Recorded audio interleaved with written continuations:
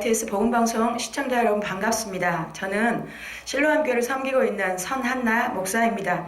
저는 오늘 마태복음 5장 17절로 20절 말씀을 가지고 율법과 복음 이러한 제목으로 함께 은혜를 나누려고 합니다. 제가 본문을 봉독하겠습니다. 내가 율법이나 선지자를 폐하러 온 줄로 생각하지 말라. 폐하러 온 것이 아니요 완전하게 하려 함이라. 진실로 너에게 이르노니 천지가 없어지기 전에는 율법의 1.1획도 결코 없어지지 아니하고 다 이루리라. 그러므로 누구든지 이 계명 중에 지극히 작은 것 하나라도 버리고 또 그같이 사람을 가르치는 자는 천국에서 지극히 작다 일컬음을 받을 것이요 누구든지 이를 행하며 가르치는 자는 천국에서 크다 일컬음을 받으리라. 내가 너희에게 이르노니 너희 의가 서기관과 바리새인보다 더 낫지 못하면 결코 천국에 들어가지 못하리라. 아멘. 하나님께서 출애굽한 이스라엘 백성들에게 법을 주시는데 구약에서 율법을 축약하면 10계명 안에 다 들어 있습니다. 1계명부터 4계명까지는 하나님과 사람과의 관계에 대해서 말씀하고 있고 5계명부터 10계명까지는 사람과 사람의 관계에 대한 말씀입니다. 그러니까 율법 폐기론자들은 더 이상 율법은 지키지 않아도 된다고 주장합니다. 그런데요, 오늘 본문 마태복음 5장 17절을 통해 예수께서 하신 말씀입니다. 내가 율법이나 선지자를 폐하러 온 줄로 생각하지 말라. 폐하러 온 것이 아니요 완전하게 하려 함이라. 구약에서 율법을 주신 이유가 하나님 사랑, 이웃 사랑이었습니다. 구약 시대엔요, 이스라엘 백성들이 율법을 어겨 죄를 지을 때마다 짐승이 죽어 그 피로 죄 사함을 받았습니다. 신약에 와서요, 예수께서 화목제물로 죽어 주셨습니다. 히브리서 기자가 말씀하는데 9장 12절에 보시면요, 염소와 송아지의 피로 하지 아니하고 오직 자기의 피로 영원한 속죄를 이루사 단번에 성소에 들어가셨느니라. 또 10장 10절에 보시면요, 예수 그리스도의 몸을 단번에 들이심으로 말미암아 우리가 거룩함을 얻었노라. 아멘. 죽음으로 우리를 향한 사랑을 확증하셨고 그의 피로 우리를 죄로부터 깨끗하게 하신 것입니다. 자, 이스라엘 백성들을요, 노예에서 해방하셔서 그의 소유 삼으시고 십계명과 율례들을 주셨습니다. 구약에서는 십계명을 통해서 하나님의 백성으로서의 표면적인 모습에 구별된 삶을 요구하신 것입니다. 구약에 십계명이 있다면 신약엔요, 산상수훈이 있습니다. 사복음서를요, 시간의 흐름대로 쭉 이렇게 나열해 보면은요, 예수님의 공생애 가운데에 두 번째 6월절이 지나니까 12제자가 확정되어 있습니다. 그 12제자와 또 따르는 무리들에게 베푸신 것이요, 바로 산상수훈이었는데요. 이 산상수훈을 통해서 예수님께서 말씀하십니다. 심령이 가난한 자는 복이 있다. 그 다음에 애통하는 자, 온유한 자, 의에 줄이고 목마른 자도 복이 있다고 말씀하고 계시고, 긍휼히 여기는 자는 복이 있나니 또 마음이 청결한 자, 화평케 하는 자, 의를 위해서 핍박을 받는 자가 복이 있다고 말씀합니다. 저와 여러분이 생각하는 복의 개념과는 좀 많은 차이가 있는 것 같습니다. 어찌되었든 너희가 내 제자라면 이렇게 살아야 하지 않겠느냐고 쭉 이어서 말씀하신 것이 5장 그 다음부터 6장 7장까지의 말씀입니다. 다시 말하자면요, 구약의 십계명이 표면적인 삶을 요구하시는 것이었다면 신약의 산상수훈은요, 더 깊은 내면의 모습까지를 요구하신 것입니다.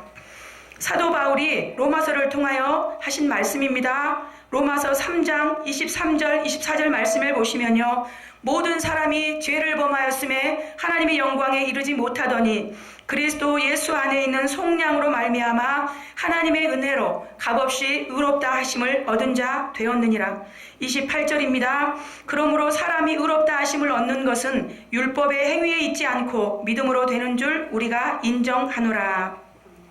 사도 바울을 통하여 우리의 구원이 율법의 행위에, 즉 삶의 행위에 있지 않고 예수 그리스도를 통한 대속의 은혜를 믿는 믿음에 있다고 말씀합니다. 그렇다면요, 우리의 삶은 아무렇게나 살아도 된다는 말씀일까요?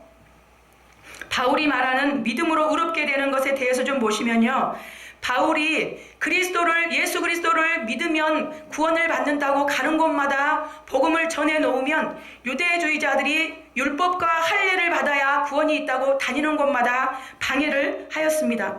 실제로 바나바와 바울이 1년 동안 목회했던 수리아 안디옥 교회에서 파송을 받아서 1차 선교여행을 떠나게 되는데 1차 선교여행 중에서요, 루스드라에서 보면 돌에 맞아 죽은 줄 알고 성 밖에 버렸다는 말씀이 있습니다. 그렇게 죽을 고생을 하고 말씀에 본 거지. 1년 동안 목회했던 수리아 안디옥 교회로 돌아왔더니 거기도 유대주의자들이 올라와서 다시 복음을 방해했습니다. 율법과 할례를 행해야 한다는 것이었습니다.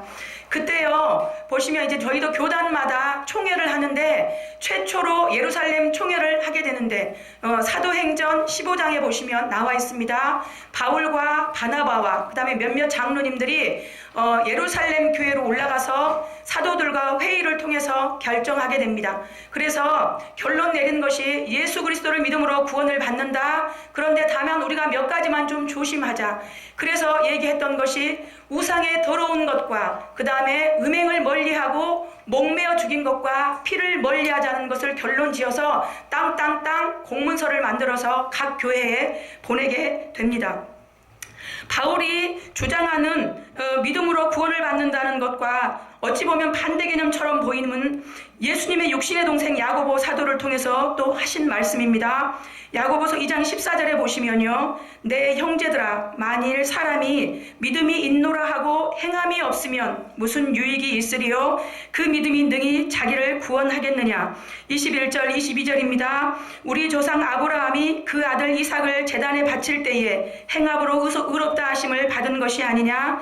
내가 보거니와 믿음이 그의 행함과 함께 일하고 행함으로 믿음이 온전하게 되느니라.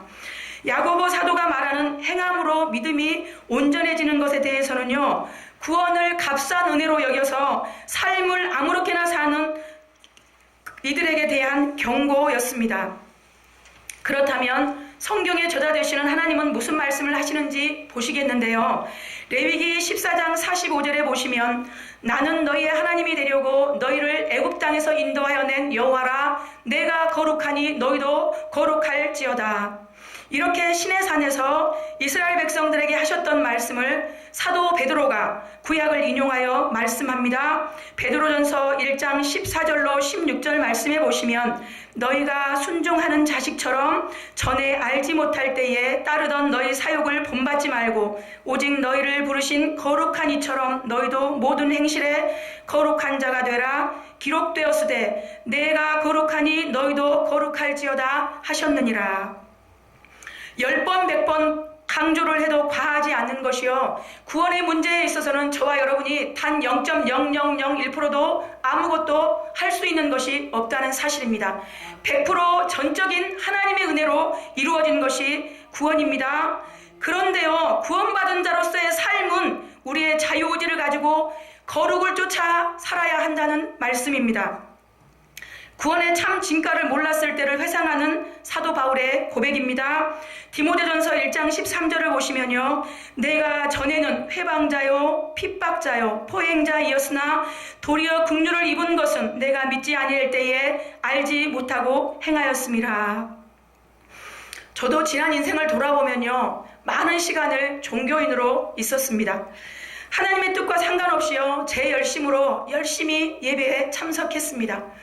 기도도 둘째가라면 서로 할 만큼 많이 했었습니다. 목소리도요, 지금은 좀 많이 변했지만 30대 초반까지는 저희 교회에서 성가대에서 소프라노를 가장 높은 소리로 뽐내며 불렀습니다. 하나님의 진리를 모르고 복음의 참 뜻을 몰랐기에요, 바리새인과 서기관처럼 사람이 보기에는 믿음 좋은 그럴듯한 신자였습니다. 그러니까 사람들은 다 속았습니다. 그런데 하나님은 속지 않으셨습니다. 저를 위해서 특별한 날을 예비하셨는데요, 교회의 특별한 행사 중에서 누군가 앞에 나와서 69절의 말씀을 암송해야 되는 기회가 저에게 있었습니다. 그때요, 먼저 첫 번째 말씀이 고린도후서 5장 17절 말씀이었고, 두 번째 말씀이 갈라디아서 2장 20절 말씀이었습니다. 그 말씀을 암송하는 중에 눈물이 빗물처럼 쏟아지면서 머리에 있던 말씀이 저는 가슴으로 내려오는 체험을 하며 저는 그때 거듭났습니다. 돌아보면요, 17, 18년에 종교인으로 그냥 열심히 있는 내 열심을 가지고 열심히 살았는데 저는 그날 그리스도인이 되었습니다. 지금 사순절 기간을 보내고 있고 고난주간이 돌아옵니다. 거듭나기 전 저는요 1년 365일 중에서 대부분의 삶을 육신의 정욕, 안목의 정욕, 이생을 쫓아 살았습니다. 그러다가 고난주간이 돌아오면 슬픈 기색을 띠고 예수님을 묵상하는 것처럼 회개하는 것처럼 그렇게 했습니다. 돌아보면 부끄럽기 그지없는 시간이었는데 그때는 신앙은 그렇게 하는 줄 알았습니다. 이것이 비단 저만의 문제일까요? 한국교회의 위상이 땅에 떨어졌고 날아가는 새도 떨어뜨릴 것 같던 목회자의 권위, 하나님만큼이나 높았던 목회자의 신뢰도도, 또 그리스도인이라고 하면 누구나 신임하던 시대도 옛 얘기가 되었습니다. 이것이요, 믿음을 강조하며 삶을 아무렇게나 살았던 저와 우리의 책임이 아닐까요? 예수님께서 오늘 본문 마지막 절에 하신 말씀입니다. 내가 너희에게 이르노니 너희 의가 서기관과 바리새인보다 낫지 못하면 결코 천국에 들어가지 못하리라. 기독교 초기에 복음 때문에 반상의 제도가 무너졌습니다. 남존여비의 사상도 무너졌습니다. 그들은요 소수였지만 지금보다 많이 배우지 못했지만 그들의 복음은 말이 아니라 능력이었습니다. 율법을 위해 짐승들이 죽었다면요 복음을 위해 예수님께서 죽어주셨습니다. 율법이 하나님 사랑, 이웃 사랑이었다면 복음도 하나님 사랑, 이웃 사랑이었습니다. 구약에요 죄를 간과하실 수 없는 하나님의 거룩하심을 위해 짐승이 죽었다면 신약에서는 죄를 간과하실 수 없는 하나님의 거룩하심을 위해서 예수 그리스도께서 죽어주셨습니다. 구약에요 사람의 죄를 전가받아 짐승이 죽었다면 신약에는요 우리들의 죄를 전가받아 예수께서 죽으셨습니다. 이사야 선지자를 통하여서요 고난의 종으로 오실 예수님에 대한 말씀인데요 이사야 53장 5절로 6절 말씀입니다. 그가 찔림은 우리의 허물을 인함이요 그가 상함은 우리의 죄악을 인함이라. 그가 징계를 받음으로 우리가 평화를 누리고 그가 채찍에 맞음으로 우리가 나음을 입었도다. 우리는 다 양 같아서 그릇 행하여 각기 제 길로 갔거늘 여호와께서는 우리 무리의 죄악을 그에게 담당시켰도다. 예수께서 십자가의 죽으심으로 하나님 아버지를 향한 저와 여러분을 향한 자기의 사랑을 확증하신 것입니다. 율법의 열심인 자들이 예수님을 죽이는 일에 내어 주었습니다. 죄를 담당하고 죽으신 주님은요 3일 만에 부활하셔서 영생의 길을 저와 여러분에게 보여주셨습니다. 그것이 저와 여러분에게 복음이 되었습니다. 율법이요 살인을 금했다면 율법을 완전하게 하기 위해서 오셔서 죽어주신 주님은 위로하는 마음만으로도 살인이라고 말씀합니다. 율법이 간음하지 말라 말씀하셨다면요 복음으로 오신 주님은 음욕을 품는 것이 간음이라고 평가합니다. 즉 복음은요 율법이 폐해진 것이 아니라 더 강화되었음을 알 수 있습니다. 혹 저의 종교인으로 살았던 예전의 모습처럼 율법적이고 외형적인 종교인으로 살고 계신 분이 이 자리에 계시다면 이 시간 복음의 능력으로 참 그리스도인으로 거듭나는 은혜가 있기를 예수님의 이름으로 축원합니다. 이미 거듭났다면요 전에는 율법을 가지고 핍박자요 회방자요 죽이고 가둔 일에 열심히 했던 사람이 예수 그리스도를 만남으로 복음으로 새 사람 되었던 그 사도 바울이 로마 교회를 향해서 권면한 말씀입니다. 그러므로 형제들아 내가 하나님의 모든 자비하심으로 너희를 권하노니 너희 몸을 하나님이 기뻐하시는 거룩한 산 제물로 드리라. 이는 너희에게 드릴 영적 예배니라. 너희는 이 세대를 본받지 말고 오직 마음을 새롭게 함으로 변화를 받아 하나님의 선하시고 기뻐하시고 온전하신 뜻이 무엇인지 분별하도록 하라. 사도 바울의 이 고백이, 이 권면이 로마 교인들을 향하여서 당시대에 말씀했다면 오늘 21세기를 사는 저와 여러분에게 권면하시는 말씀입니다. 저와 여러분의 삶을 통하여서 거룩을 쫓아 살아계신 예수님만 드러나는 은혜가 있기를 예수님의 이름으로 간절히 축원합니다. 기도하겠습니다. 좋으신 아버지 하나님, 율법으로는 구원받을 인생이 하나도 없음을 아셨기에 대책으로 예수님을 십자가에 죽게 하신 하나님, 은혜와 사랑을 찬양과 감사를 올려드립니다. 하나님의 진리를 몰랐을 때에 내 마음 내 뜻대로 살았던 지난 시간들이 우리 안에 있음을 고백하오니 하나님 용서하여 주시고 참으로 하나님의 거룩을 쫓아 거룩한 삶을 날마다 살아서 주님 만나기에 합당한 성화를 이룰 수 있도록 우리의 삶 가운데 적극 개입하시고 간섭하여 주옵소서. 그렇게 하실 하나님을 기대하며 예수님의 이름으로 기도하옵나이다. 아멘.